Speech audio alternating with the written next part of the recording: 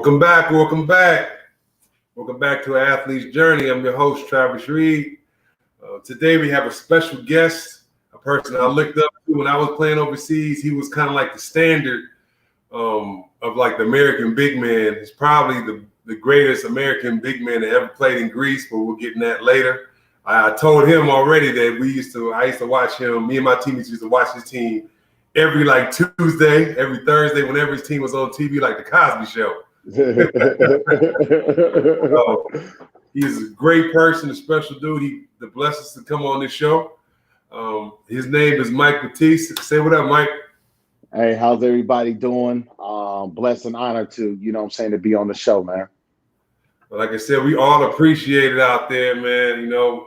I'll listen to your journey, man. I was like, man, this is crazy. I gotta get him on the show because you were one of the dudes that, like I said, I was watching when I was in Holland, when I was in Estonia, when I was wherever. I was like, I gotta watch Mike play. So that's what's up, man. He won the EuroLeague championship, all that, That's what's up, man. I'm glad I've inspired, other basketball players in some form or fashion, whether that's small or big.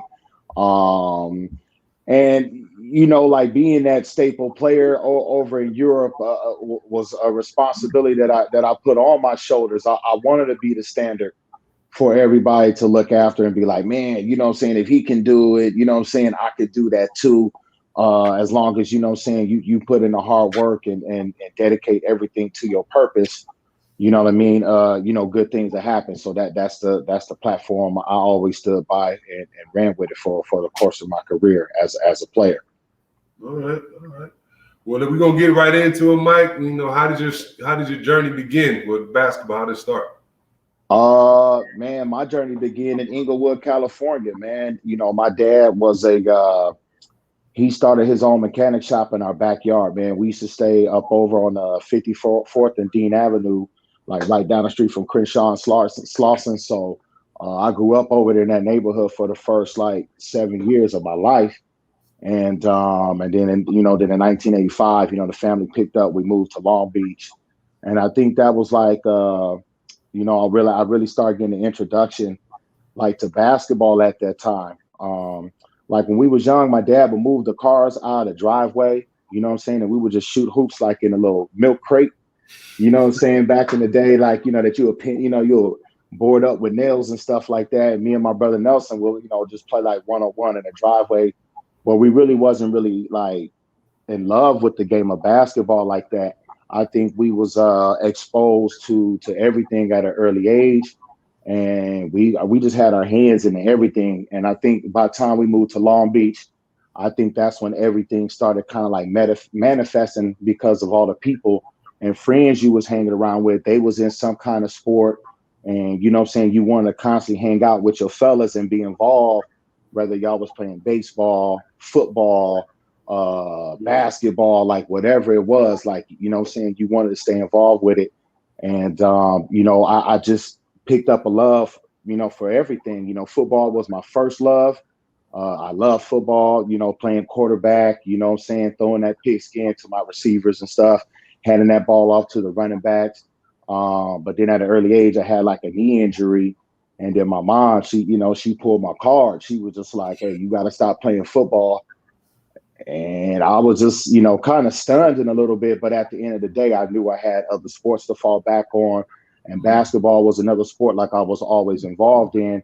And then, I just took my cards and ran with it.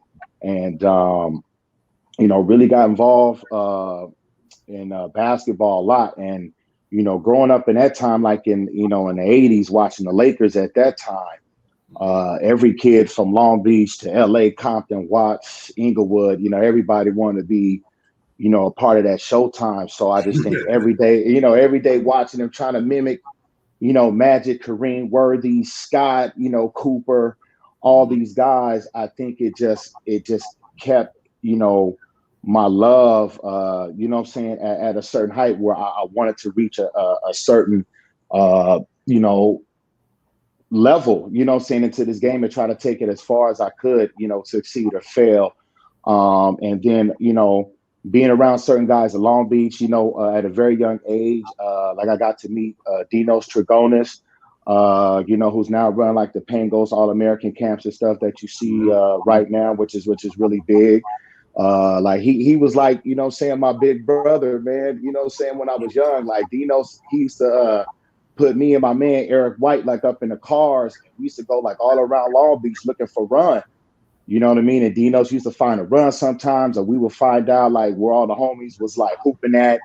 And Dino's would like take us like all over Long Beach. Sometimes he'll take us to certain games to watch, so we could see like the older guys that was before us, do their thing, so we can like still have kind of that love for the game, because I felt like the Lakers was like the big reach. It was very hard to get to Magic and those guys. But, when I grew up, we had a famous high school, Long Beach Poly. They breed athletes, man. And, I grew up playing Pop Warner football with the green and gold. I grew up like in my mind, I thought I was going to Long Beach Poly. I actually went there for a semester before, they find out I was using my auntie's address, and they kicked me out. Then I had to go over to Long Beach Wilson. But, that little, that semester, that I had in Long Beach Poly, you know what I mean? It was, that was real big for me, because every day I got to walk into that arena, I used to see this big old poster of Tyus Etney up there. And, Tyus was like, that was a staple for everybody to me, like in Long Beach. He was our role model. He was everything, you know what I mean? He was like the best player in Long Beach. He knew he was going to UCLA. A prominent school that every kid in California should wanted to go to at that time.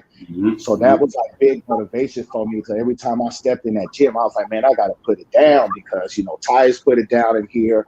Willie McGinnis, also played high school ball, with Tyus Etney. So it was a legendary high school gym that every time you touch that floor, you got to put it down. And again, from that time on, I think basketball was my natural calling. And like I said, I ended up, going to Long Beach Wilson my next year in high school, my sophomore year. And kind of nobody really didn't know who I was, because I just kind of crept into Long Beach Wilson, like really underneath the table. Nobody even knew I was even there. And I remember like the summer before that, me and Eric White was up at Long Beach State. We were just hooping with some other guys at Long Beach Wilson. And I was giving fools the business.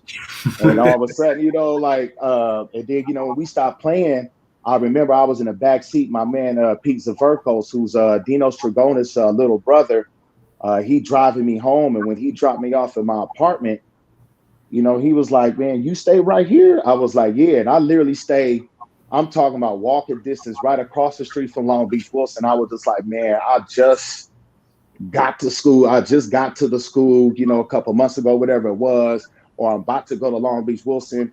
And then like the next day, he like ran to the head coach, who I think his name was Jim Ferguson at that time. And he ran to the coach and just basically just like told him the rundown of like who I was. And he put me up on game. And then by the start of my sophomore year, Ferguson stepped down as coach. And then we had a new guy, Quentin Brown, who came in. And if whoever don't know who Quentin Brown is, he's the father of Anthony Brown, who played college ball at Stanford, was drafted by the Lakers, as now was overseas in Europe playing high-level ball. Coach Brown comes in, I'm a sophomore trying to earn my keep, trying to, keep up with the older lettermans, you know what I mean? And then also as well, you've seen everybody in the city at Long Beach Poly, Long Beach Jordan, Lakewood, Milliken, other guys you grew up with, they're playing either JV, varsity, they getting playing time. Shit, my sophomore year, man, I had to suck that thing up, man. No homo, but it was tough, because I'm watching everybody that I hoop with, everybody's playing, and I'm not playing. Right. But at the end of the day, while I was sitting on that bench, it was just a fuel burning inside of me. That was just like, once I get my chance, it's gonna pop off. And from that whole year, I sat and learned. I got like garbage time if we was like winning big or we was losing big. I've been in that situation before. But then that summer, after my sophomore year, leading up into my junior year at Long Beach Wilson, I hit a growth spurt, and then like my game and my skills, you can just see it. It just started taking off to another level. I still didn't know like where this game was going to take me because I still wasn't serious with the game like that. But I can see, you know what I'm saying, like my skills and athleticism and my talent, it's creeping around to where it's sparking my mind every single day to where I can, do something special in this game, man. I'll tell you, man, that's a heck of a like story. I think that like it's already like a journey of learning how to be humble, and like starting from like the bottom and then working your way up. Working your way up like through the ranks of high school. Because I remember I was maybe in the 8th or 9th grade or something like that. My dad used to take me to all like do what he would take me to all any guys with a name in California. Right. He would take me to see them play. Like I saw even way back, I saw Jason Kidd when I was like in the 7th grade when he beat Fremont in the state championship. So I remember watching you play at Long Beach Wilson. Because you had a friend of mine who used to go to the Boys and Girls Club with me on the team, and my dad was like, "Who was this?" He was like, "Forget Kenny, but who was the dude? They got to be Mike Batiste, man. You know what I'm saying? Big swole dude dunking on everybody back in the day." That's crazy, man. Right? Man. It's just when you play. So, what would be your most memorable moment in high school? Most memorable moment. I would say making the best in the West team. Like I don't know if a lot of people still remember that. I don't know if they still have that. But to me, like making the best in the West at my time, that was a big deal. And growing up, you would see like the Jason Kidds of the world's like in this top 15 list, and you're just like, man, I want to be a part of that. And luckily, me and my man Damian Dawson from Long Beach Poly, we was able to like in the last 15 on the best in the West in that 1995 team. We had Paul Pierce, Jelani McCoy, Jason Terry. Man, you had some studs. You had a mob on that squad, and just to be a part of that, to have my name, etched with some of those guys and some other guys who took it to another level.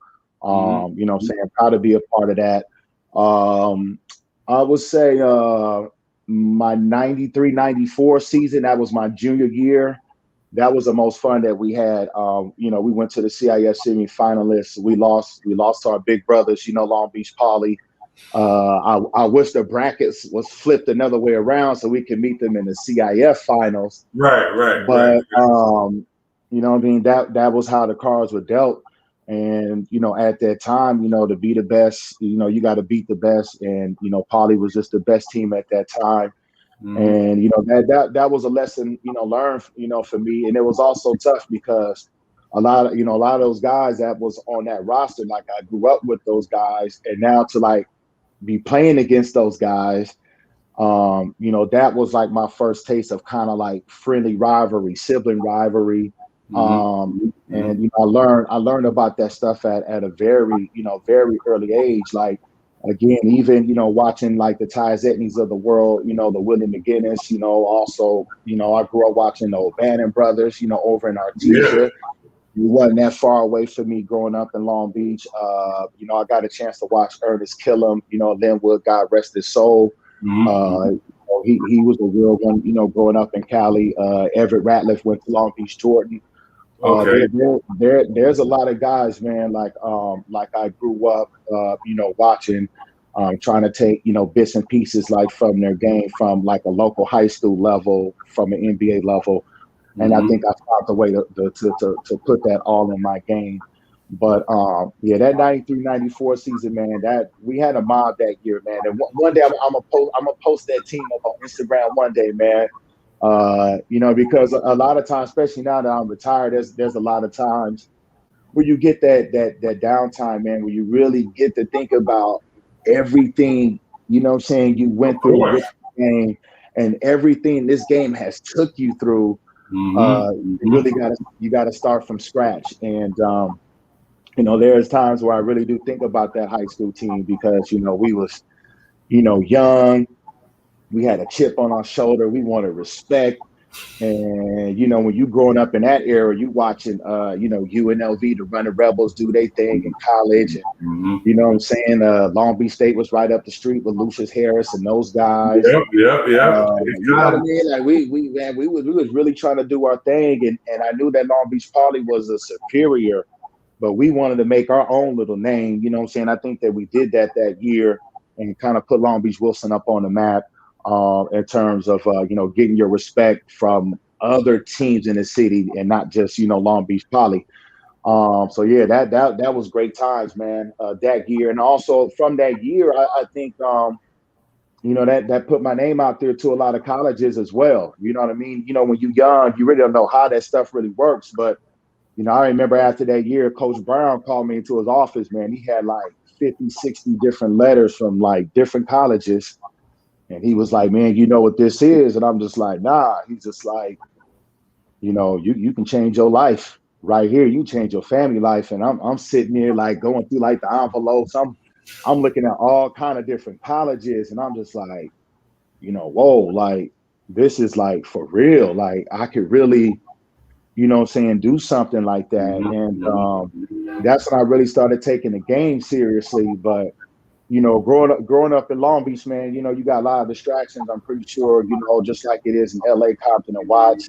And I really didn't take my academics, really seriously, especially in high school, man. You know what I mean? So, I think that's like my biggest regret, man, when I was younger, not really applying myself, because I didn't graduate from high school at all, man. And that was like a big blow for me, because, I signed with Long Beach State out of high school, and with all that stuff. Yeah, with all that stuff going on, I really don't want to explain all the stuff I was into. You probably can figure out, man. But I wasn't saying I was doing a lot of stuff, I wasn't supposed to be doing. But when you don't have like a lot of male influence in your life, you get a lot of distractions, man. Especially at a young age, you're more of a follower. You're naive to a lot of stuff, and I was just doing stuff I wasn't supposed to be doing. Therefore, I missed a lot of school. And you know what I mean?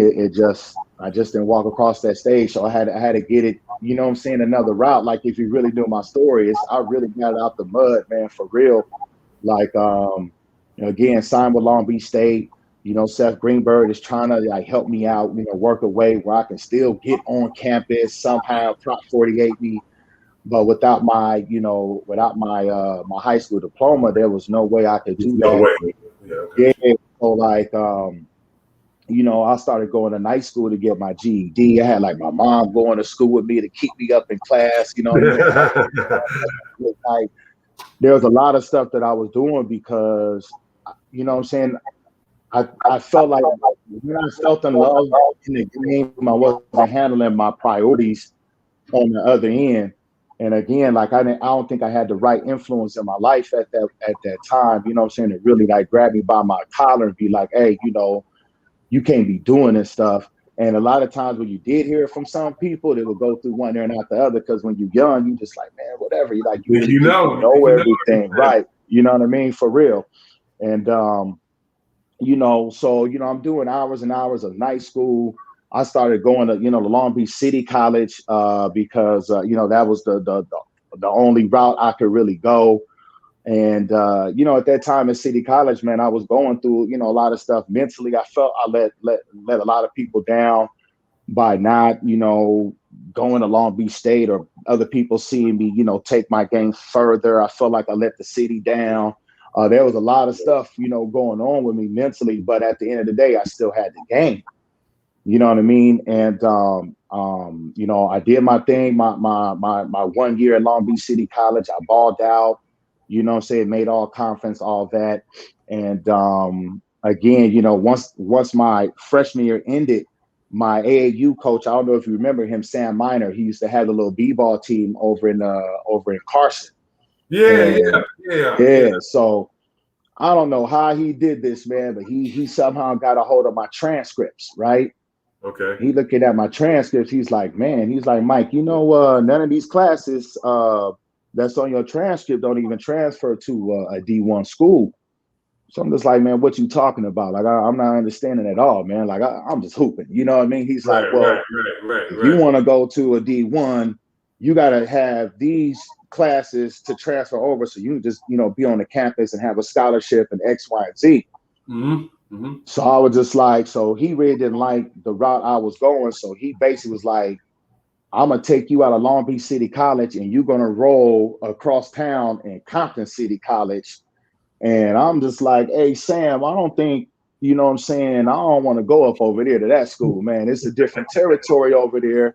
And nobody really knows like who you are, really. You know what I mean? And it was a little bit different walking up on that campus. You feel a little mean mugs, a little show. You know how it is.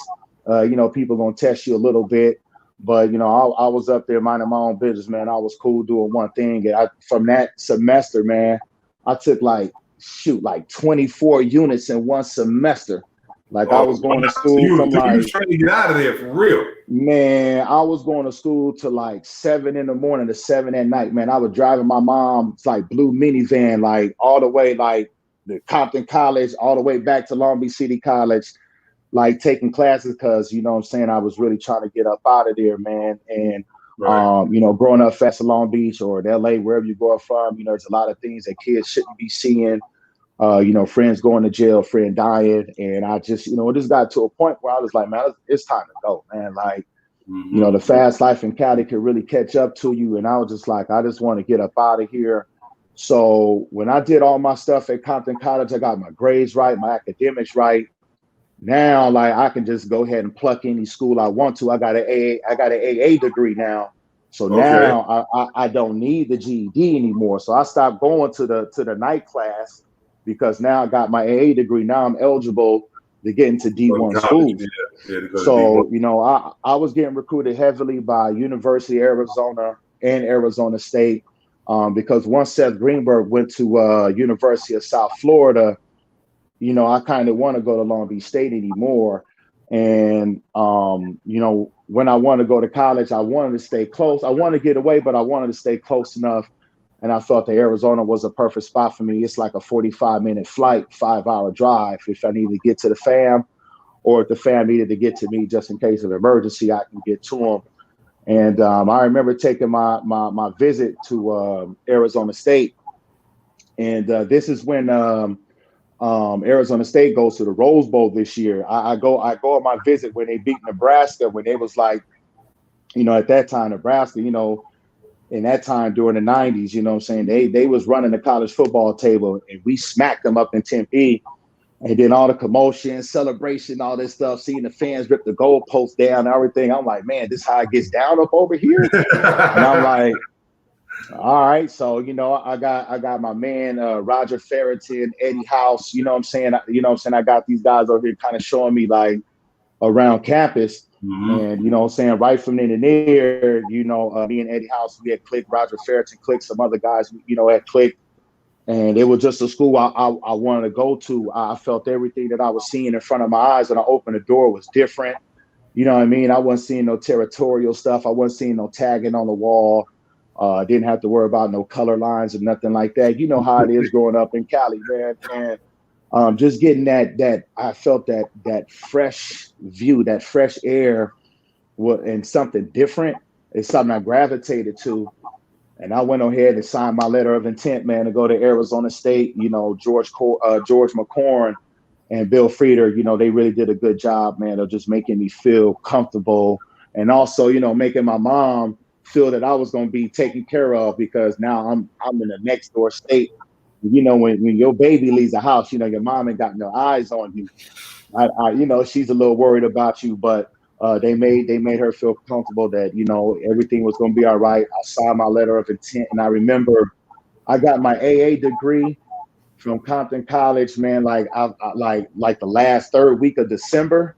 Right before New Year's, I signed a letter of intent, transferred. I was catching the flight. I was on my way to Arizona State, and then within 3 days, I'm playing on national TV, CBS against Stanford. You know what I mean? Like how crazy was that? And I remember I dropped like 25-7. I was so hyped to be on CBS, like I'm on national TV. And at that time, Stanford had like Brevin Knight and some other dudes up on that team. They had a mob. And I Mark was just, Madsen, I think. yeah, Mark Masson was on that team. Tim Young was on that team. They had a squad, man. They had Chris Weems up on that team. They had some dudes, man.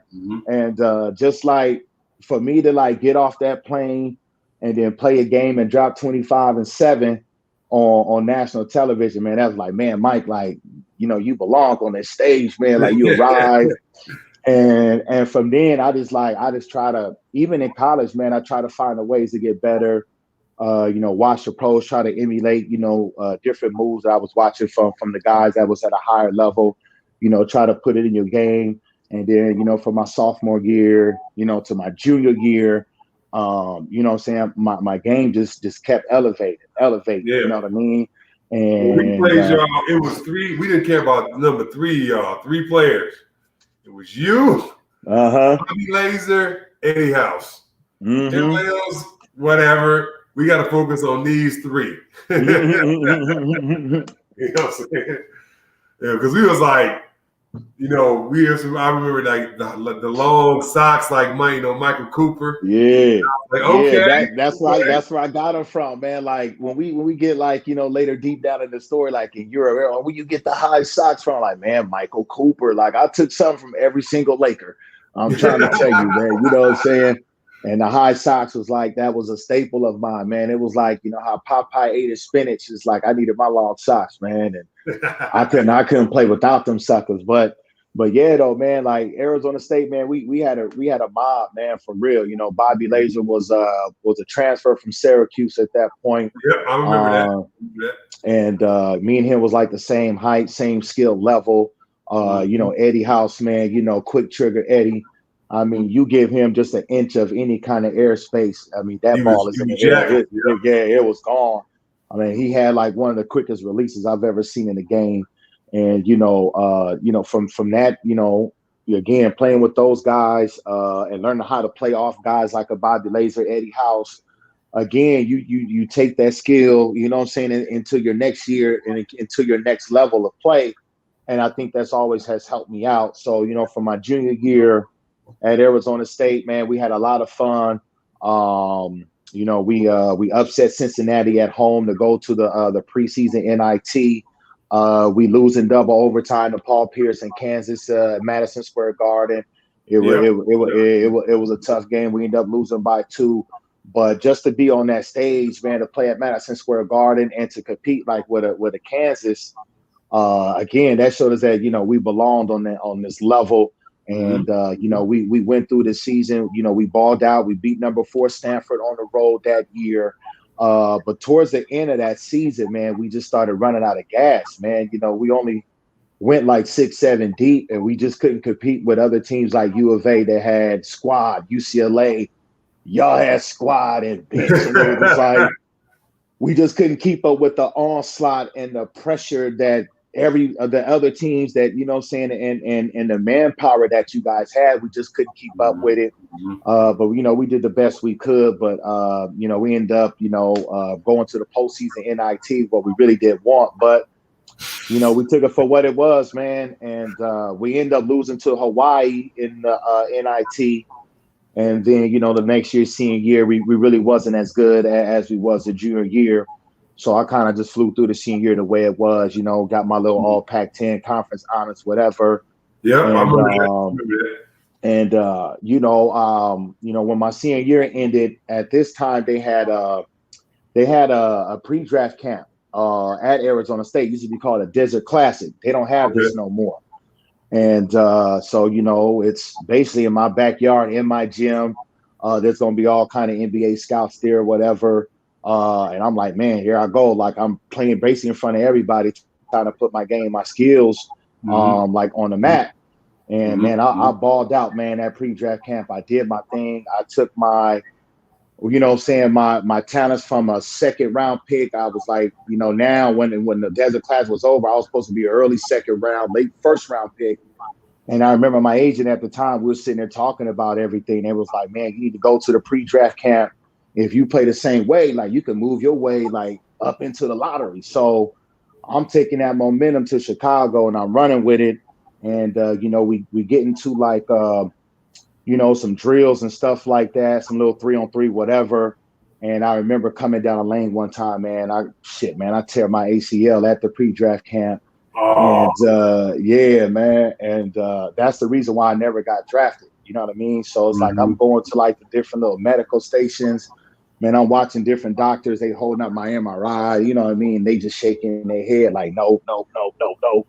And I'm just, man, I just got my head down like, man, this is the worst like nightmare like I could, ever go through. But at the end of the day, man, you know what I'm saying, how I grew up and all the stuff that I saw, you know what I'm saying, growing up, man, I've always been resilient.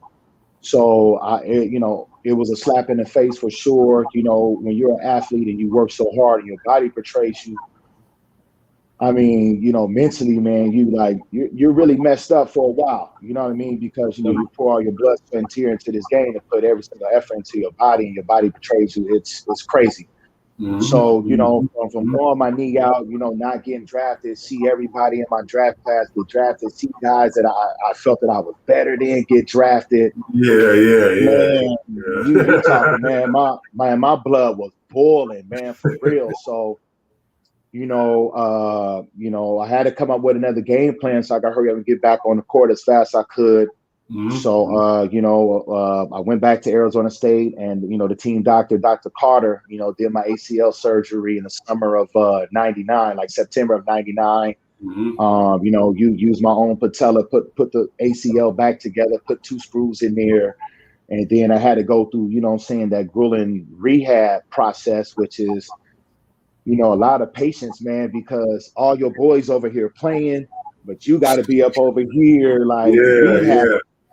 And at that same time, I'm going back to school at Arizona State. I'm watching Eddie House like tear up the Pac-10. He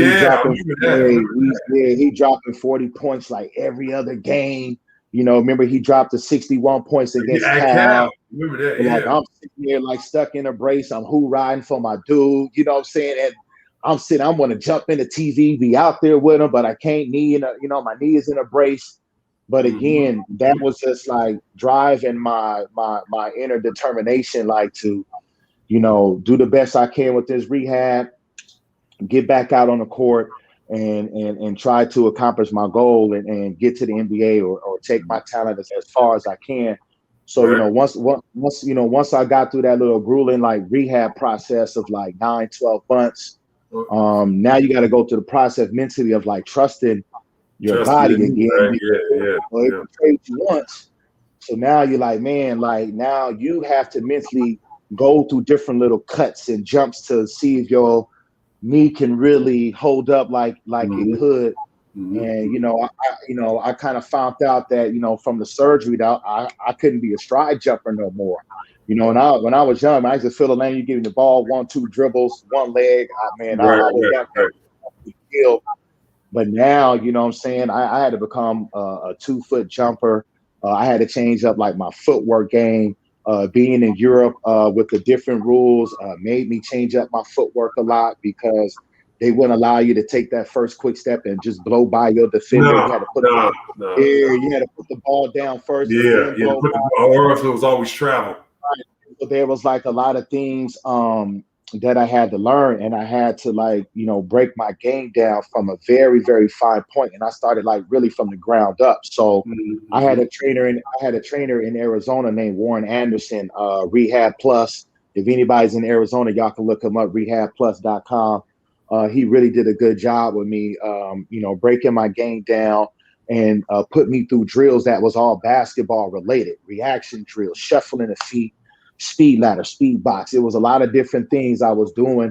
I was working out with NFL players like Larry Fitzgerald, Donovan McNabb, watching these guys perfect their craft. Like they'll be in the drill, they'll mess up, they will start over. You know what I mean? They just wouldn't be satisfied with just kind of getting 95% of the drill done. They made sure they got 100% of the drill done. So I'm just sitting there taking mental notes, like, perfect practice makes perfect. You know what I mean? And just seeing those guys like perfect their craft, and also seeing Larry Fitzgerald of how long his career has gone, still playing wide receiver for the Arizona Cardinals, only mean that I was learning something from, from a good player that was greatness, his craft, right? So I've been blessed to be around a lot of different dudes in different sports, and again, just to take bits and pieces from them and to put it like in the mental part of your game or into your actual skill set. It's one thing I've always done.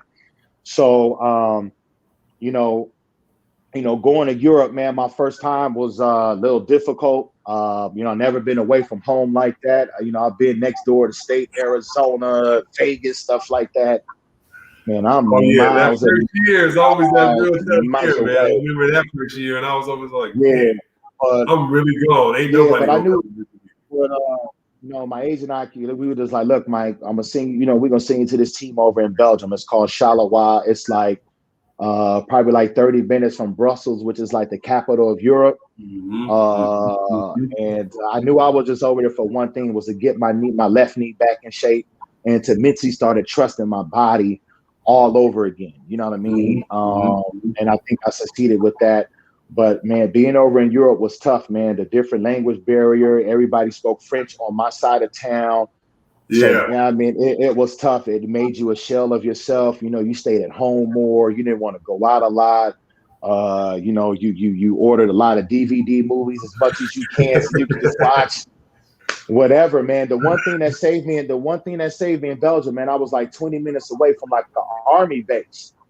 And I met a couple of dudes who was in the service, and then you know what I'm saying, they looked after me, man. They got me on the base. They let me, get like all the American food, all the stuff that I was homesick with. I felt like I was like in a real life like grocery store. I was up like, man, throwing all kind of stuff like up in the grocery cart. I was losing my mind. I was seeing DVD movies. I had like 3-4 baskets full of stuff. Man, I must have spent $1,000 or thousands of dollars up on that base, man. But to keep my mind, as close as home to possible, I got you. that was a price well spent. You know what I mean? Because it's like you had the game. You get to the gym, you work out, you practice. You had your practice twice a day, whatever. But when you go home, you got so much downtime. It's like, what am I about to do? And with the language barrier, you really didn't want to go out. Sometimes, you walk out, people looking at you weird because you tall. They know you foreign, you different. What are you doing here? So it was just a lot of different things, you was going through. My support system of, my mom, my brother, like my boys back at home, they just couldn't just drive to, wherever I was at and just like, pick me up. You know what I mean? I had to find a way to do that on my own when I had a bad game, when I felt that I had a bad practice and I didn't, get better or get nothing out of the day. There was nobody to lean on but myself. Yep. And I think that only made me stronger, like mentally. Number one, because any kind of challenge that was thrown in front of me, like I was taking that challenge and I was trying to run with it. So, I did my thing in Belgium. I came back and did my summer league stuff, with Milwaukee at Long Beach State. At that time they had the summer league up at Long Beach State. I was there all the time watching. Yeah. So again, doing my thing. Yeah. And now I got my knee in shape. I feel like, I'm healthy enough to tell all the scouts, whatever, that, I'm doing my thing, but whatever. They wasn't trying to really give me no contract. They was just trying to invite me, fill me out, whatever. I really wasn't looking for that. Saying I really knew what my value was, and at that time I knew I belonged. So I didn't get no contract. I went back overseas to Italy, got me some more guaranteed money. And I was over here playing in a city called Biella, man. It was like 45 minutes from Milan. And Italian language was a little bit difficult, but I did take a little bit of Spanish in high school, so like it was a little bit different, similar to certain little words, so I could understand a little bit, and I picked up stuff a little bit like from my teammates. So to get through Italy was a little bit different. And when I got in that league, the Italian league in itself was like one of the best league at that time. You had the Italian league, you had the Spanish league. I was playing against a UCLA great. Toby Bailey was in that league at that time when I was over in Italy. Manu Ginobili was playing in that league. Marco Yaric.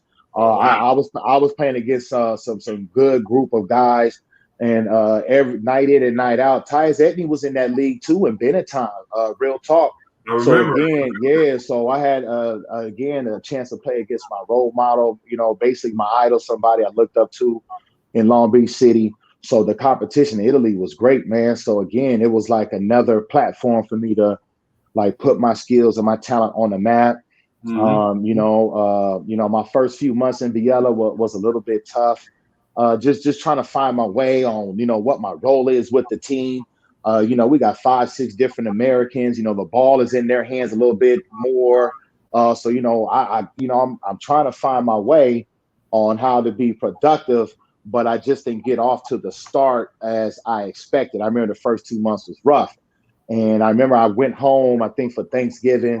And man, when you overseas, man, and you get that little break, you get to go home and see your people and get to recharge, and you get that support and love. Like, hey, Mike, like my mom and them, thank you for sacrificing, your time to, to go overseas and make money to provide, what I'm saying, for all of us.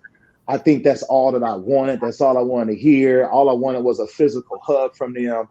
Man, I got back on the plane, man. By December, man, I attacked that last like 6, 7 months in Italy, man. I was hooping. I did my thing. And, I took that league and ran with it and got something out of it. So, I came back home again for the summer league.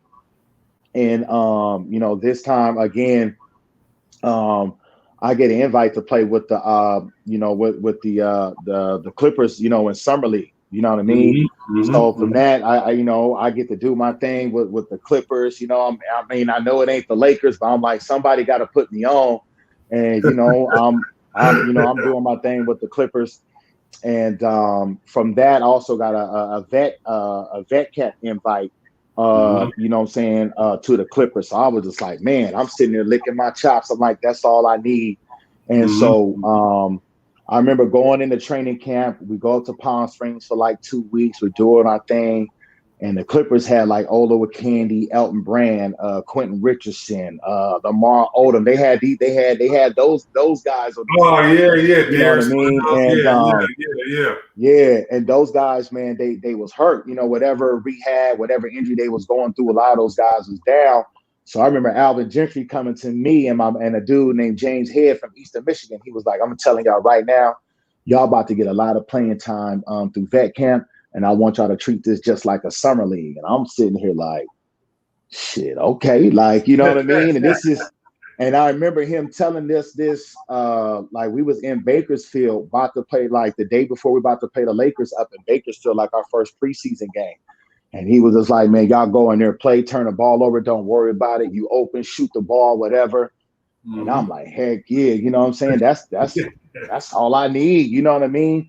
And I think, you know what I'm saying, that feel, that flow that I played with, that Alvin Gentry told me to play with, that's everything that I learned from when I was young, growing up in the city, playing high school, coming back from college. I don't know if you remember the Say No Classic in the summer. Oh man, come on! Oh man, you know what I mean? Like all the homies from like from their respective school, they was from Cali. They used to come back. We used to all hoop in the summer. I just like all those different memories, everything I used to have, set me up for this moment. You know what I mean? So I remember, we're playing against the Lakers, man, and I'm doing my thing first game, on K-Cal, doing my thing, man. And I end up hitting the game winner against the Lakers in that preseason game. And I felt like, man, like, again, I'm putting my game on the map every single game. You know what I mean? The next game we play, I do my thing. The third game we played, I remember the Seattle Supersonics with Gary Payton and Van Baker. I dropped 33 on those guys. You know what I mean? So I was hooping. Like, for real. I was starving. I was playing like, give me a contract right now. I was trying to make it tough for the Clippers to decide, like, listen, man, cut him, keep me. That's how much pressure I was putting on management, I felt. You know what I mean? And I was leading the Clippers in scoring during that preseason run. You know what I mean? And I felt like my numbers and everything else backed up for me. I'm like, man, I know I made the team, man. Like, there's no way, like, I did not make this team at all. And I remember after, the training camp was done. At this time, the Clippers, they was practicing over in the hood over in, at Southwest. And, I drive up to practice. I see Alvin Gentry sitting outside the gym. As soon as I get out my truck, he tell me I didn't make the team, man. I'm sitting there just like, yeah. So again, from tearing my ACL, all the stuff I went through, growing up, and then to this again, I'm like, mentally again, you're just like, you check out for a little bit, but again, I think I was just built differently, real resilient. And, you down and out for a little bit. I think it took me like 24, 48 hours. And then like the next day, I pick up the phone. Jerry West is calling me. He was the GM at Memphis at this time. Mm-hmm. So he's like, hey, Mike, listen, sorry that things didn't work out with you with the Clippers. Excuse me. Sorry things didn't work out with you with the Clippers. But listen, we just picked you off of waivers. And we need you to fly to get your bags, fly out right now. Not right now. Meet us in Detroit to join the team. And it's not what I wanted, but hey, I'm in the league. And you know what I'm saying? I'm about to take this opportunity and run with it. I get to this Memphis squad in Detroit. Jason Williams on that team, Lorenzo Wright, Paul Gasol, Shane Battier, and another UCLA great Earl Watson was on that team. So, you know what I mean? Like, oh, man, I was like, shoot, like certain guys that I played against, now I can actually play with them. You know what I mean? And, I had a lot of fun, playing with Memphis, playing with Earl. We used to come off that bench, man. We used to wreak a lot of havoc, man. We used to press full court. We used to play a tempo type of ball with that second unit.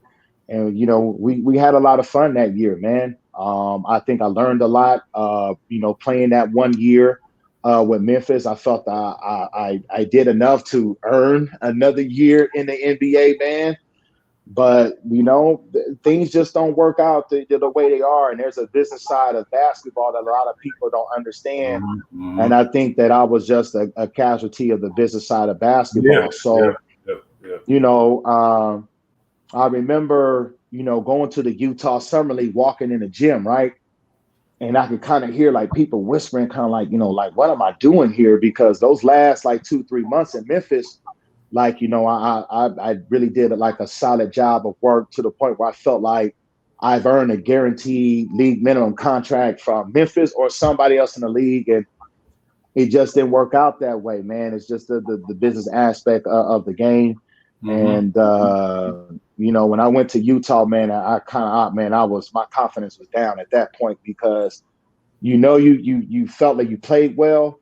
But it's and they still didn't keep you. Yeah. Right. And you feel like, man, I'm going through another episode just to prove myself. I felt that I proved enough to be this role player or a serviceable pro coming off the bench, you know what I'm saying, to help a ball club. But, you know what I'm saying, that just didn't happen.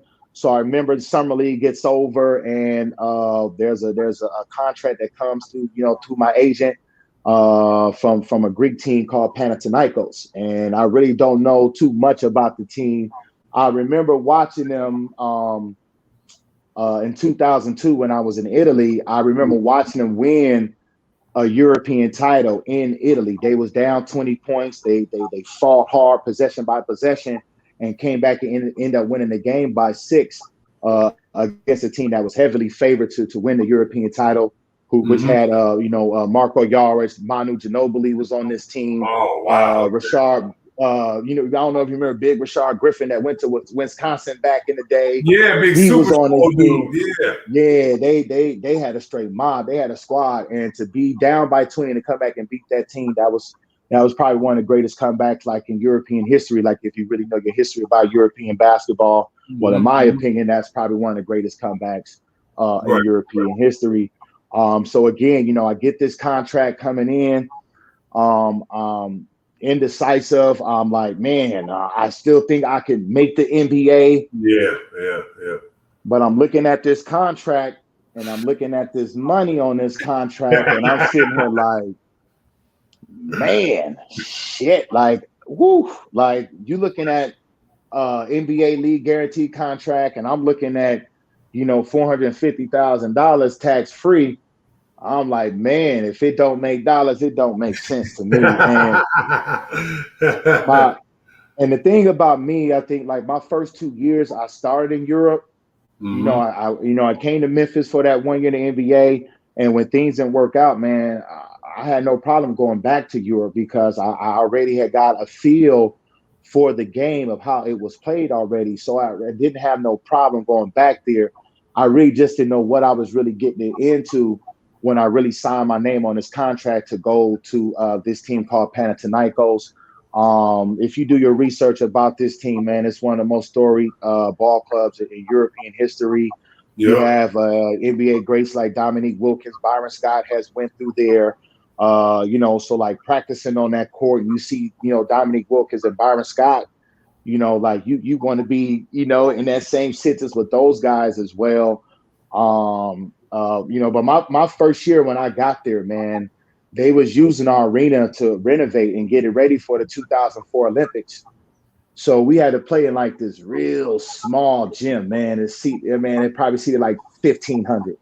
And it was like, yeah, it was crazy, man. Some of the stuff I was seeing, like, you never really been that intimate in a crowd like that. They're really over the top of you, like watching you play. And right from then, I wouldn't say I got my first tutorial of EuroLeague because I got that when I was in Belgium. We was in EuroLeague like the first round.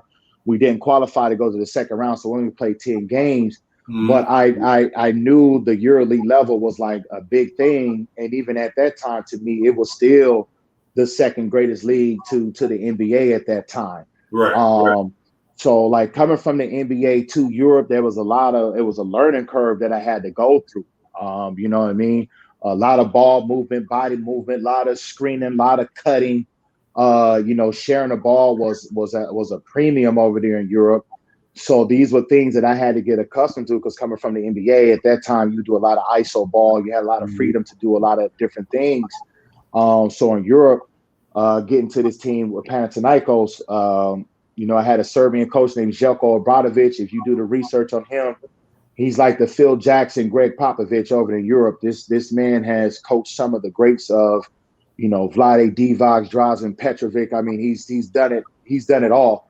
You know what I mean? And his resume speaks for itself. And again, I didn't really know that dude was really like that. I really didn't know how great of a coach he was. Like when I got there, I was just sitting there just off of raw talent, just still trying to prove myself in Europe. Hey, I came from the NBA, watch me do this, and that. But they, what I'm saying? But they pumped my brakes on that. They set me down and they figured out a way for me to thrive and play. I came over to this team to play the power forward. They set me down. They was like, man, we need you to play center. And I didn't frown on it. I was just like, man, man, listen, man, my game will put me out there. I'll find a way to produce. You know what I mean? But I think from my Pop Warner football background, I love to bang. I love to get physical with guys. I didn't like mix. I didn't have a problem mixing up in the trenches.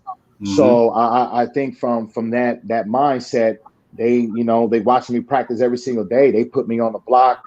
And they was like, I could really do some things, with my physicality. And, from that, first year, I was able to do, some really good things. I don't think I was the Mike Batiste that everybody knew. But, I think I did enough to survive that first year. It wasn't my best, but I think I did enough to survive. And but it did leave a sour taste in my mouth because I battled injuries that year, pulled hamstring, twisted ankle. So I never was really healthy that year. So a lot of things didn't sit well with me. And even though I was leaving, that team after that 1-year deal, going into that summer, I was looking for an NBA team, you know what I mean? And I was going through talks with like 3-4 teams that summer. But they wasn't guaranteeing me nothing, man. They was like, man, we're trying to fill out our rosters of, all these guys, and then we're going to get back to you. And I'm just like, man, I ain't got that much time to be sitting around here waiting or like twiddling my thumbs. Like either we going to make a deal and let's go, or I'm going back across the water. Yeah, it makes sense. Plain and simple.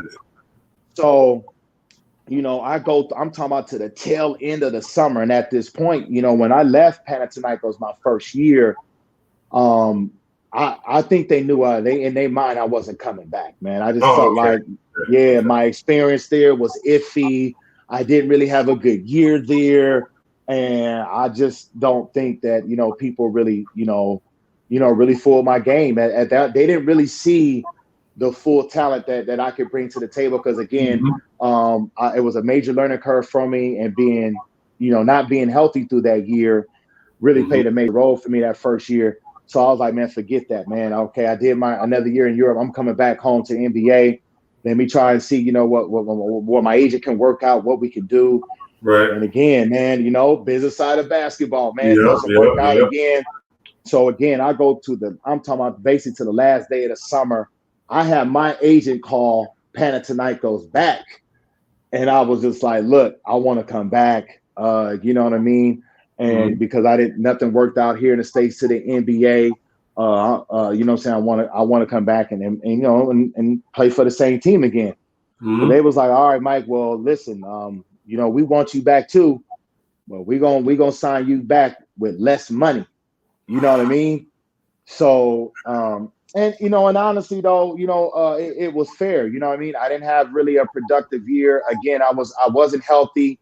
So I was like, I didn't like it, but when you really understand basketball, and now how I understand it now, I felt that was fair. But the younger Mike, I was like, oh hell no, that's like some disrespect. You know what I mean? They you know what I'm saying, they gonna take money off the books because they feel like I ain't worth what I was before. Right. Man, that second year, man, I played with the biggest chip on my shoulder, man. You know what I mean? That second year, I felt as when I really took my game from whatever you saw the first time in Europe, and it just shot through the roof. In that time, the pick and roll game was getting better in Europe. Me and a guy named Demetrius Batiste, really, steamrolled through Europe with the pick and roll game. If you do your research on this guy here, man, he's like one of the greatest European players of all time. He was on that 2016 that beat the USA team with LeBron and D Wade and those guys. Okay. And He was on the Greek team. Yeah. I had like four or five of those players, that was on that team that beat the USA team. They was on my squad, so I had some killers with me, man. No, and, I remember I watched y'all in the Euro League and like going through it, going all the way to right. And and I knew watching those guys beat the USA team, my country. You know what I mean? Beat LeBron, D Wade, and that team had a squad. I was just like, man, I gotta come with it. You know what I mean? These guys are coming off a European title in 2005, the summer before. They just win a silver medal in Japan. They lost to Spain in the gold medal round, but they beat the USA team in the semifinal.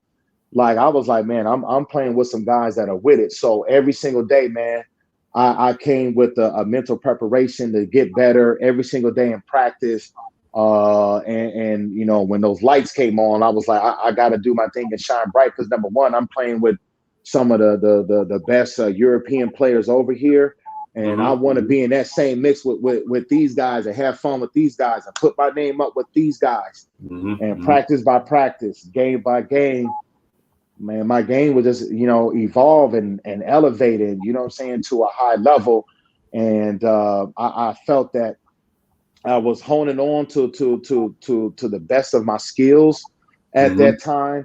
And then, when you start winning titles to validate your skill set, I mean, mentally, you're just like, oh shit, like, let's do this again. So, from that 2005 year, that was my second year on Panathinaikos. We was a really young team, inexperienced, but we ended up making it to the Final Four in Europe in Russia. And at that time, it was we was one of four teams that made it. You had a team, Maccabi Tel Aviv from Israel. You had CSKA Moscow for Russia. They was a home team favorite. And you had another team, Tal Karamica, who was from Vitoria, Spain. So it was us four teams in there. And it was a great four teams. We lost in the semifinals to Maccabi with Anthony Parker. I remember that. Candace Parker, brother. We lost to them in the semifinal. They was just a better team. But from that Final Four stage, that's where I really like made a checkpoint. Like, man, I belong like on this stage. We lost in the semifinal, And when you lose a semifinal, you have to stay there and play for a third place game. Yeah, right? yeah.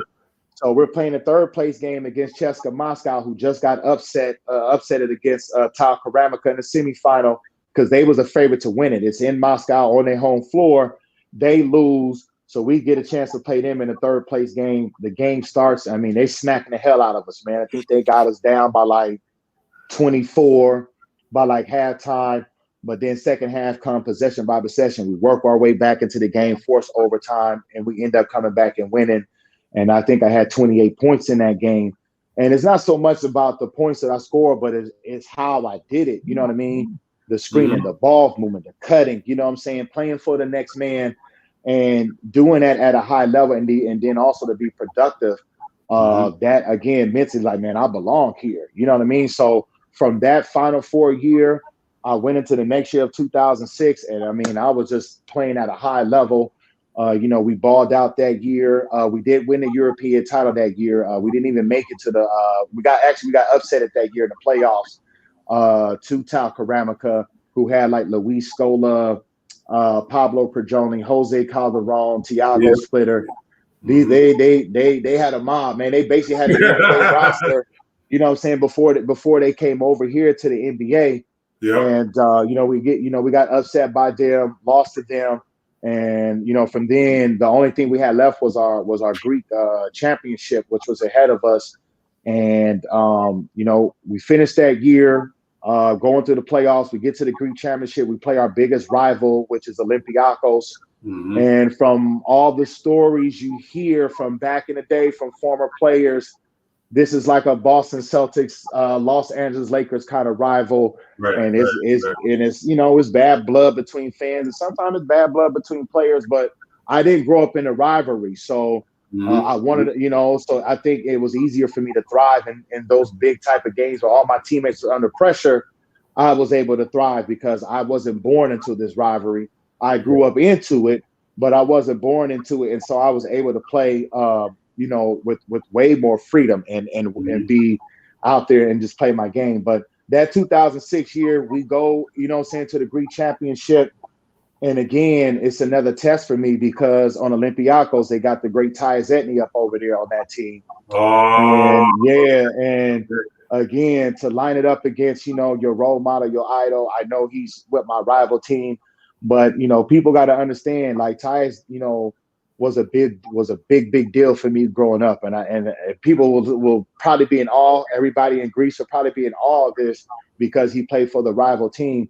But if there was no Tyus Etney, I'm pretty sure there would be no Mike Batiste at all, because just for me walking into that gym and seeing his picture with the UCLA jersey gave kids like me in Long Beach that mindset that it's possible to play D1. It's possible to play NBA or high level ball, and Tyus gave us that platform. You know what I mean? So I'm very grateful and thankful for him. But to line it up against him again, man, and to actually beat him, that was like that was a proven point for me, man. Again, that's your idol, your role model. You line it up against him, you beat him. He hugs you, he tells you congratulations, you played well, and like just hearing that from him, at the end of the game when we just swept them, you're taking that advice, and again, you go into the summer in it, and you you're running with it, you're working out, you're getting your body right. And I remember, coming into that season of that 2007 year when our team first met back up in the summer of 2006. Again. My team just came off a silver. Some of my teammates just came off a silver medal in Japan with their national team.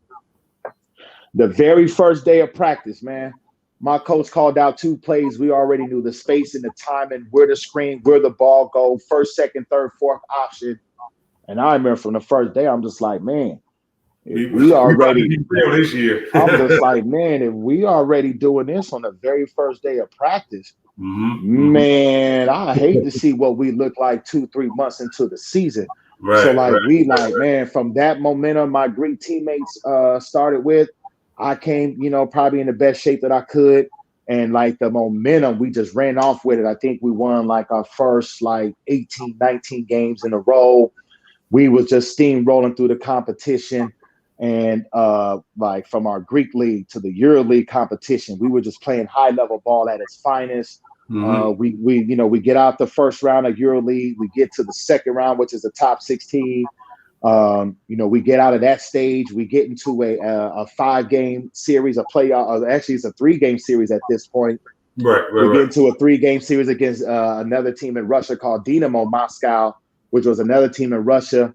We played them in the best of 3 series. We sweep them 2-0, and we advance to the Final Four, which is in our backyard in Athens, like on our home floor. Ooh. Yeah, so it's just like I remember that, bro. I tell you, I was watching. Yeah, so like there's just like in the back of my mind, ain't no way. I don't care who we lining up against. Ain't no way we losing in our backyard on our home floor that we practice on night in and night out. It's just not gonna happen.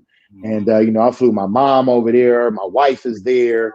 My sister, my brother-in-law, have some of my boys up over there. And so I'm just like, with them in the crowd, with this stage, I'm just like, it's set for me to help my team, get over that hump.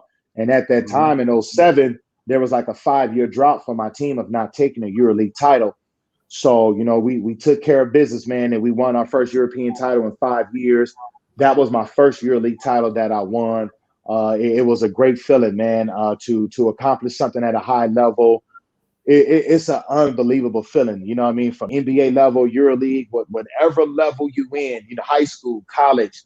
If you're holding that trophy at the end of the day, that is a great accomplishment to practice night in and night out, to go through adversity, the roller coaster season, however, basketball throws that monkey wrench at you, and how you navigate through that. It is a hell of an accomplishment. And when you're holding that trophy at the end, it's the greatest exhale, you can ever have. So my first taste of success, man, I get my first European title, and man, next year I'm like, man, let's try to do it again. I mean, we're the defending champions, right? So now we got to defend it. So let's line it back up.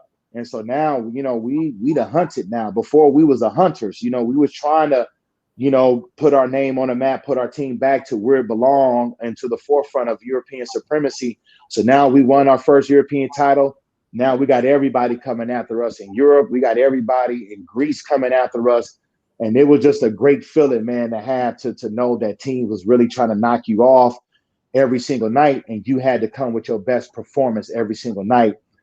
That 2018 was a really, it was a good year, but wasn't the year we expected. We got knocked out of the top 16, so we didn't even make it to the playoffs.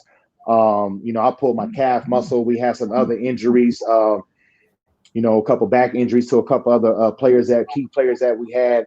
So what set us back, we did make the playoffs, and we didn't even defend our title. You know what I mean? So that left a sour taste in my mouth. I'm pretty sure it left a sour taste in, my other teammates' mind to come back and repeat the process over again. So that next year, that 2008-09 season, we come back with a better vengeance, man. And some people say this is probably the greatest European basketball team ever assembled.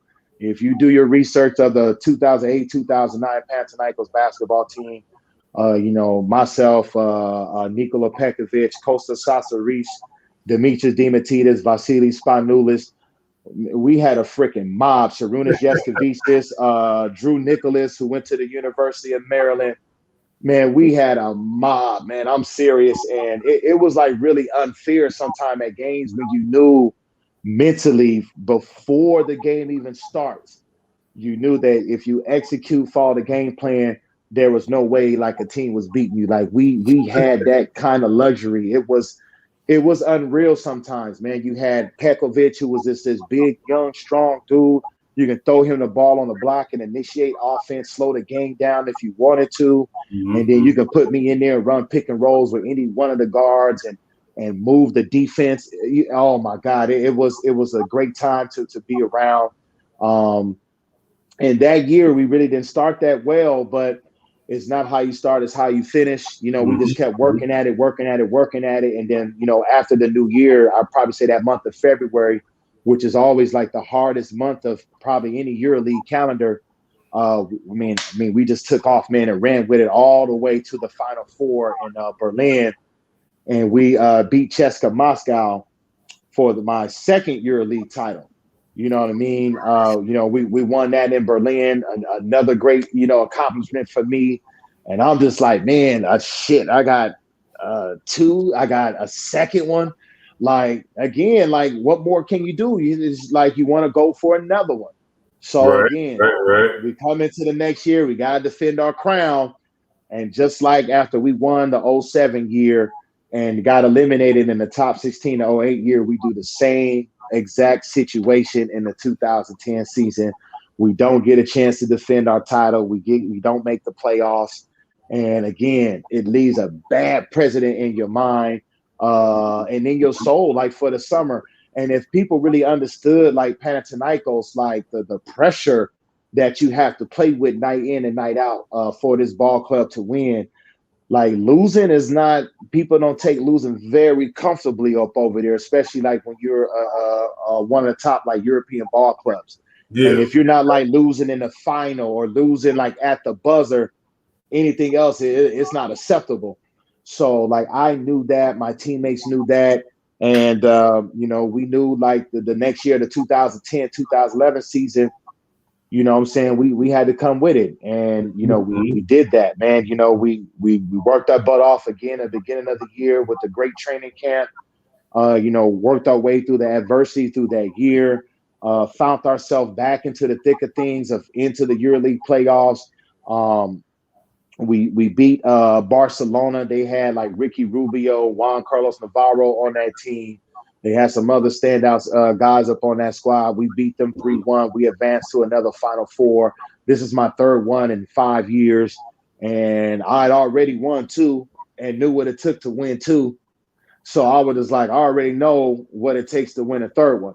So, we play the European Championship on the same basketball floor as the 1992 Dream Team when they had the Olympics over there in Barcelona, Spain, in that same arena.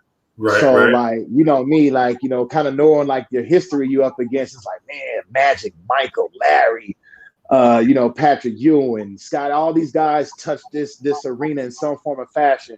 And I'm just like, I felt like I was playing underneath the basketball gods that night, man. And we get through the semifinals. We beat a team from Siena, Italy.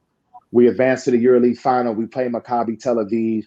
I think we win by 7. And, I captured my third EuroLeague title in 5 years, man. And that's crazy, man. That's unbelievable, bro. Yeah, man. It was a hell of a ride.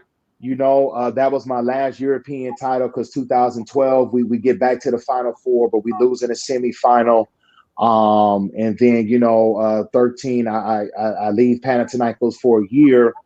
I go to Istanbul and play for, a team called Fenerbahce in Istanbul. Things really didn't work out there as I planned. Again, I battled injuries that year, and it's tough, man. When you battle injuries and try to be this effective player that everybody knows, and it just didn't work out. And I left that year. I went back to Panathinaikos basically for my last year. And once I got done with that year, your body is basically in shambles at this point. My knees is hurting, back is hurting at this point. It's just like, I have nothing else to prove to anybody no more. In the European basketball game, I've won every team title. I've won individual accolades up over there. I have nothing else to prove. So, is that when you knew it was time to kind of, retire? Well, I was having thoughts at that point. Your mind is telling you, yeah, okay, Mike, let's play it one more year. Your body's telling you, like, man, listen, man, you done rocked it till the wheels fell off. I think it's time. And I remember, like, at this time, I had a startup in the Bay Area because my wife, she's from the Bay. So we were staying up in Walnut Creek, and my daughter was just born. She was like, man, probably like 2 weeks old. I'm holding her in the backyard, and I was just like, man, it's over, man. Like, I'm sitting here, like, it's time to enjoy family. You know what I'm saying? At this point, like, my son was born at this time, but I missed his birth, and missed a lot of special moments with You him. do. You So miss a lot. You miss a lot. I miss yeah, my so like celebrate yeah, too. so I kind of want to make that time up with her. Mm-hmm. And 2 weeks go by, I make my choice to basically retire, and I was just like, I need to figure out what I need to do. Like I wanted to stay around the game. I just didn't know what level. I know it's gonna be high school. Was it gonna be college? Was I gonna train guys in the summer? I had no manual on what to do. And I get a call from my agent. He tells me that Dave Griffin just gave him a call, and he was Mm-hmm. just like, listen, he has a spot for you for their team in Canton, Ohio. He wants you to come down here, what I'm saying, and work with the guys and see if you would like to get into this coaching thing. And I was really skeptical a little bit because I didn't know if I really wanted to coach.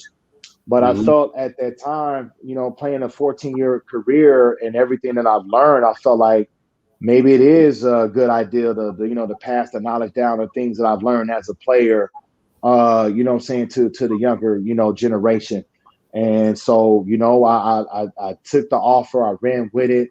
I was able to, be in a vet camp with the actual Cleveland Cavaliers. And this is when LeBron James came back to Cleveland, so I got to see his body of work, what makes him so great, what how he works off the court, how he take care of his body, how he eats, how he's the first one in the gym, lifting, shooting. You see how that pays off, and I just got a great education from that. Dave Griffin gave me an all access pass if I wanted to be at shoot around, if I want to watch shoot around. If I want to come up there and just be in a coaches meeting like before a game and watch them game plan, I was able to be in a couple coaches meet with Dave Vlad and Tyronn Lue and just watch them draw stuff up on the clipboard, certain little game plan, how they make adjustments. And I used to sit up in the corner and be quiet as hell, man. But I was super observant on like how all this is going down, Mm-hmm. because I know that the game of basketball has some different parallels from the NBA and Europe in terms of how we game plan and stuff. So I was just soaking all this stuff up like a sponge, and I would run back to Canton with like the same stuff, what I'm saying, trying to prepare like in the same way that they was preparing.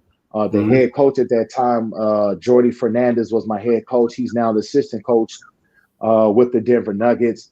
I spent 2 years in Canton just learning the ins and out of what it takes to really, be a coach.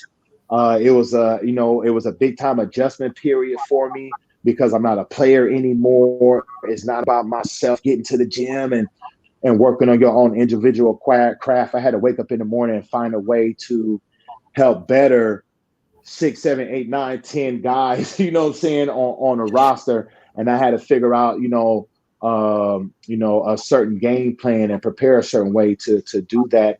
And I think, I've learned a great deal from Jordy Fernandez, Nate Rankin, who was now the head coach now with the Canton Charge in the G League. Mm-hmm. And I think that's also a great way to go for a lot of guys who retire when y'all want to get into coaching. I think the G League is a great route to go because it gives you just enough of what the NBA coaching is all about. It gives you enough of the travel schedule, the games, of how everything works. And again, from them 2 years, I took as much information as possible. And, I had a goal of, being in the G League for 5 years. I was telling my wife, I was like, man, just let me, get my feet wet, really learn how this coaching thing really, goes, the amount of work you got to put into it. And I was Mm-hmm. just like, if I don't like it, what I'm saying, I'll find something else to do with the game. But every single day, man, I'll just, I started finding different things that was a lot, that had a lot of similarities as I was as a player, like watching video, how I break Mm-hmm. down video. It's the same thing as coaching. It has a little bit more, it's more time consuming, but it's a lot of like same parallels as I was as a player. So it helped me a lot to evolve Right. into like, into coaching. So for my 5-year game plan, I only do 2 years in Canton because after 2 years, I get a call from, Sean Marks and Trajan Langdon. Sean Marks was the GM in Brooklyn, Trajan Langdon, who was one of my biggest nemesis over in Europe, who played with Cheska Moscow. Now he's the assistant Remember GM in that. Brooklyn. Yeah. Uh-huh. So now, now all of the dots are connecting, you know what I mean? And they gave me a call, was like, yo, we got an opening for you to be like an assistant player development coach. And I was just like, man, get in where you fit in, however I can get my foot into the door to be around an NBA organization, to see how other stuff works night in and night out. I took that opportunity and ran with it, man. I was able to travel with the team, go on the road with them, and just be in like coaches meeting and see how all this stuff works, how it's broken down night in and night out. You know what I mean? So I learned a really good education from the Brooklyn Nets, because that's how their culture really is. You know what I mean? They get a group of guys and they grow a group of guys within the organization for them to learn to be better coaches or whatever they want to in their craft. And, I signed a 2-year deal with Brooklyn, thinking I'm about to be there, learn a great deal from Kenny Atkinson. Jock Vaughn was on that squad. If y'all know who Jock Vaughn was in California. Yeah, California legend, man. Yeah, he was a man, you know what I mean? So to be like on that same staff and be like in a coaching room, with Jock Vaughn, and learn from him, you know what I mean? That was just another thing I was soaking game up on. And then by the end of that year, you know what I mean? The business side of NBA come calling quickly, and now I got to make a choice. The Charlotte Hornets is calling, and they want to take me, they want to offer me a deal to actually be, an assistant coach. And, you know what I mean? I had to sit there and think about it. And I'm like, man, the Charlotte Hornets, man, Michael Jordan runs this organization, to learn from Mike, whatever, that's a great deal. And also now to really be an assistant coach, to really, walk guys through plays and put them through certain, run a part of practice. This is more responsibility that I was taking on. And, I was ready for it because I prepared for it, my 2 years in Canton, and I saw how it was done that year I had in Brooklyn. So, I got to Charlotte. Steve Clifford is the head coach. I had Pat Delaney, Steve Hetzel, Steven Silas was on the staff as well. And again, man, I was just sitting there soaking up game, man, learning, different schemes, different coverages, from these different type of coaches, because they all coach in different places, have different things that they throw on the table. Steve Clifford comes from the Jeff Van Gundy background. So defense is like a main philosophy of him. So like to learn different things, schemes, coverages, how to play the high ball screen pick and roll, how to defend the side ball screen pick and roll, when to blitz Luka Doncic in a pick and roll, when to blitz, Trae Young. I was learning all kind of stuff, man, at a rapid pace. And I think, the way I'm going right now, I'm keeping my foot up on the gas pedal. And, I do that 1 year in Charlotte. Things kind of really don't work out. We had Kemba Walker, Dwight Howard, Nicholas Batum. We had Marvin Williams on that squad. Michael Kidd Gilchrist. Really had a good time with those group of guys. But again, the business side of basketball always kicks in at some point in some form of fashion.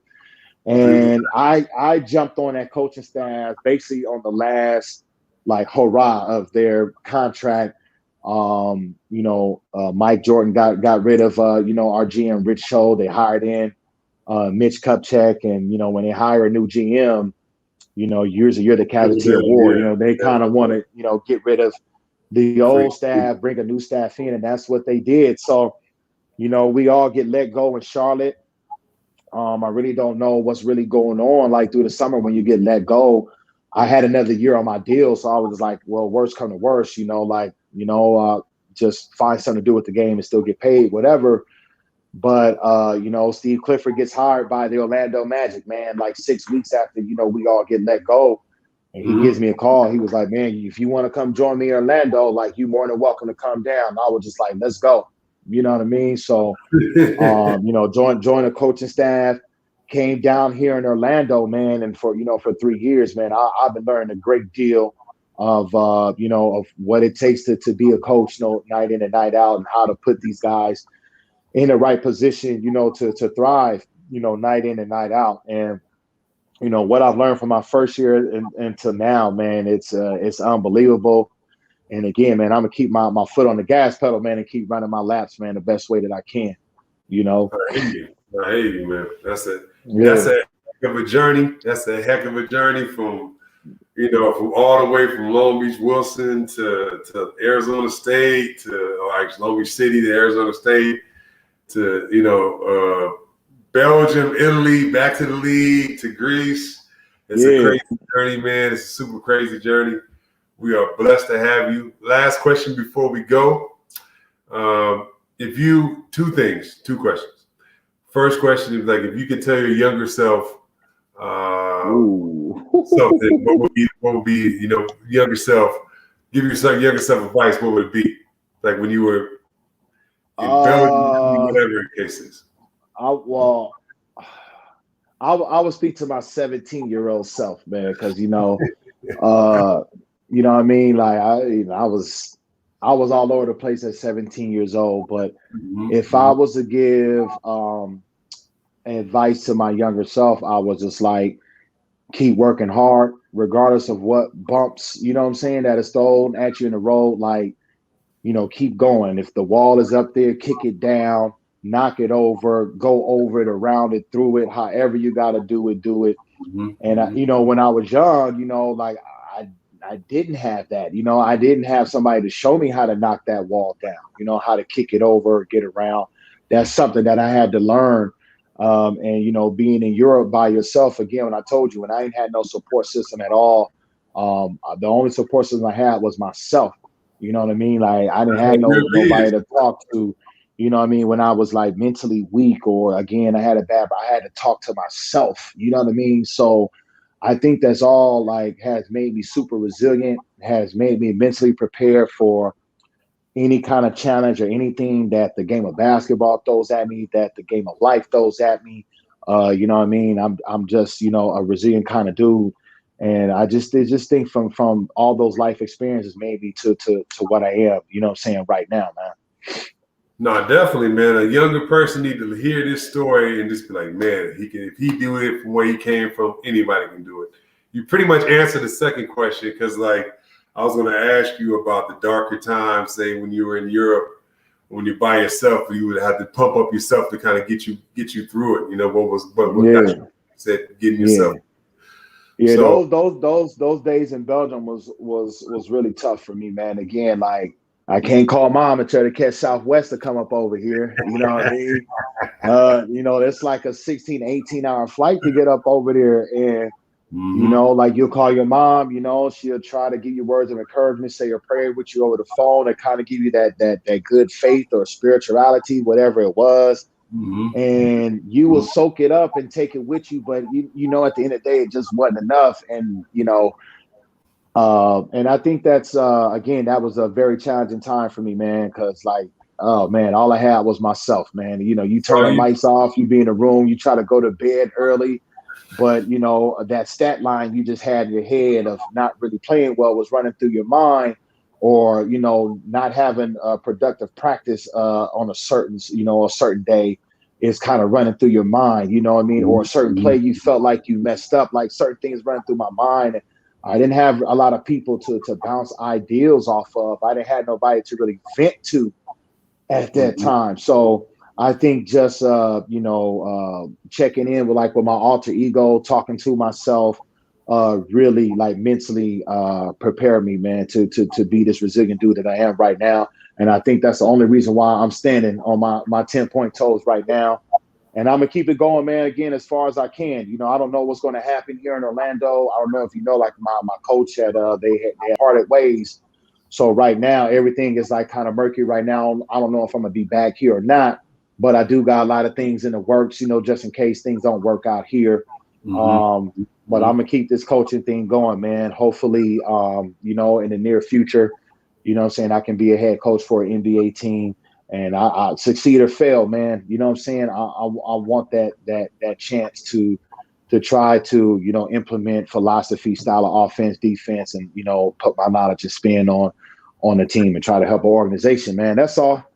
Just try to stay around the game, man. And as long as I'm at the highest level, I'm going to stay here as long as I can, man.